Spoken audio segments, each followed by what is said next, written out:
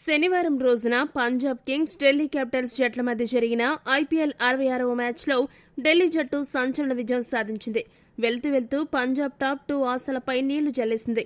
ఈ మ్యాచ్లో ఢిల్లీ జట్టు ఏకంగా 6 వికెట్ల తేడాతో గెలిచి పంజాబ్కి షాక్ ఇచ్చింది. అదేంటో అర్థం అవడం లేదు.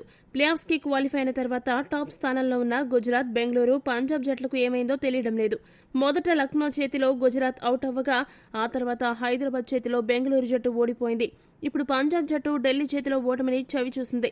ఈ టాప్ 3 జట్లు కూడా అనూహ్యంగా ప్లేఆఫ్స్ రేస్ నుండి ఎలిమినేట్ అయిన జట్ల చేతిలో ఓడిపోయి టాప్ 2కి చేరుకునే సువర్ణావకాశాన్ని ప్రస్తుతానికి చేజార్చుకున్నాయి. ఢిల్లీ చేతిలో పంజాబ్ ఊహించని రీతిలో ఓడిపోవడంతో బెంగళూరు జట్టు పండగ చేసుకుంటుంది. ఎందుకంటే ఈ మ్యాచ్ గెలిచి ఉంటే పంజాబ్ టాప్ 2కి వెళ్లిపోయేది. అసలే బెంగళూరు కంటే పంజాబ్ జట్టు నెట్ రన్ రేట్ కూడా మెరుగ్గా ఉన్న కారణంగా ఢిల్లీపై పంజాబ్ గెలిచి ఉంటే బెంగళూరుకి టాప్ 2కి వెళ్లడానికి దారులు చాలా సంక్లిష్టమయ్యేవి. కానీ పంజాబ్ ఓటమితో ఒక్కసారిగా అన్ని జట్లకు టాప్ 2కి చేరుకోవడానికి దారులింకా ఓపెన్గానే ఉన్నాయి. ప్రస్తుతం గుజరాత్, బెంగళూరు, పంజాబ్, ముంబై ఈ 4 జట్లకు ఒక మ్యాచ్ మిగిలి ఉంది. ఇటువంటి పరిస్థితుల్లో గుజరాత్ తన చివరి మ్యాచ్లో గెలిస్తే చాలు, ఎవరి మీద ఆధారపడకుండా టాప్ 2కి వెళ్లిపోతుంది. ఇక బెంగళూరు విషయానికి వస్తే ఆ జట్టు చివరి మ్యాచ్లో గెలవాలి. పంజాబ్ తన చివరి మ్యాచ్లో ఓడిపోవాలి. ఒకవేళ పంజాబ్ ఆ మ్యాచ్ గెలిస్తే చాలా తక్కువ మార్జిన్తో గెలవాలి. అప్పుడు బెంగళూరు టాప్ 2కి చేరుతుంది.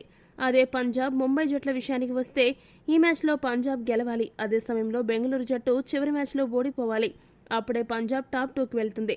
ఇక ముంబై జట్టు విషయం చూసుకుంటే ముంబై పంజాబ్ని ఓడించాలి. అదే సమయంలో ముంబైకి పోటీగా ఉన్న గుజరాత్ లేదా బెంగళూరులలో ఏదో ఒక జట్టు వారి చివరి మ్యాచ్లో ఓడిపోవాలి. అప్పుడు ముంబై టాప్ 2 స్థానాన్ని దక్కించుకోగలదు.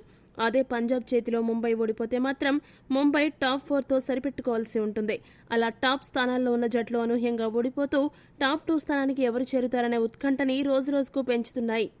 మొత్తంగా చూసుకుంటే గుజరాత్ తన చివరి మ్యాచ్లో ఓడిపోయి, బెంగళూరు తన చివరి మ్యాచ్లో గెలిచి పంజాబ్ని ముంబై ఓడిస్తే అప్పుడు ముంబై, ఆర్సీబీ జట్లు టాప్ 2కి చేరుకుంటాయి. మరి చెన్నై జట్టు గుజరాత్ని ఓడిస్తుందా? లక్నోని బెంగళూరు నిలువరించగలదా?